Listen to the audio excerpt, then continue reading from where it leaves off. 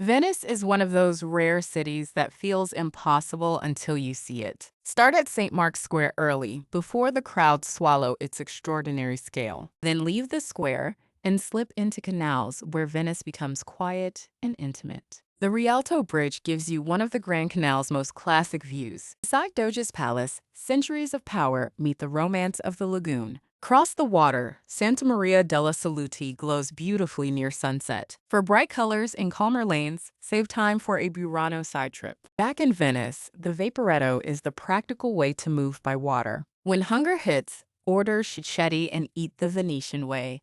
Small, local, relaxed. After dark, Venice changes completely. Crowds thin and reflections take over. If you arrive by train, Santa Lucia gives you an unforgettable first reveal. From Marco Polo Airport, water connections and private water taxis reach Venice directly. Walking is half the experience, so expect wrong turns and enjoy them. The bridge of size is small, but its history makes the moment memorable. Inside Doge's palace, courtyards and chambers reveal the power of old Venice. Murano adds another layer. Watch skilled artisans shape glowing glass by hand. At Rialto Market, visit early for seafood, produce, and everyday Venetian energy. A traditional baccaro is ideal for cicchetti, wine, and a short local pause. A gondola is expensive, but a quiet canal route can feel genuinely special. For your best city panorama, chase the warm light around sunset. Murano rewards slower travelers with painted homes, fishing boats, and peaceful canals. Murano's glass shops are beautiful,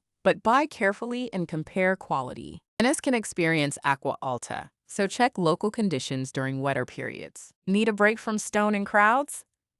Lido gives Venice a real beach. Accademia Bridge is one of the easiest places for a spectacular canal photograph. Return to Salute at Blue Hour when the waterfront becomes especially atmospheric. Handmade carnival masks make a better souvenir when you watch the artisan work. For dinner, try lagoon seafood or risotto, away from the busiest tourist lanes. St. Mark's Square at night feels grander, quieter, and far more cinematic. Sunrise over the lagoon is worth one early alarm during your trip. For first-time visitors, learn the Vaporetto system before your busiest sightseeing day. Validate or activate the correct ticket, then keep it ready while boarding. Use bridges as viewpoints, but step aside so local foot traffic can pass. Libreria Acqua Alta is quirky, crowded, and unlike almost any normal bookstore. Teatro La Fenice shows a different Venice. Elegant, theatrical, and richly detailed. Dorsoduro is excellent when you want canals, cafes, and fewer tour groups. Rooftop viewpoints reveal how tightly Venice is packed across the lagoon. Aperitivo time is simple.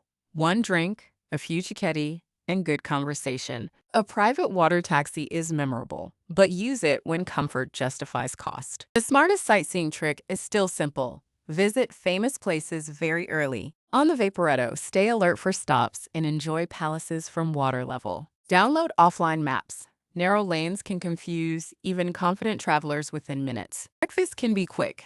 Espresso, a pastry, then start walking before crowds. Rialto's fish market is best in the morning when the city feels local. At Esquiro, you see that gondolas are craftsmanship, not just tourist props. Quiet courtyards remind you Venice is still a living residential city. Give yourself one unplanned hour.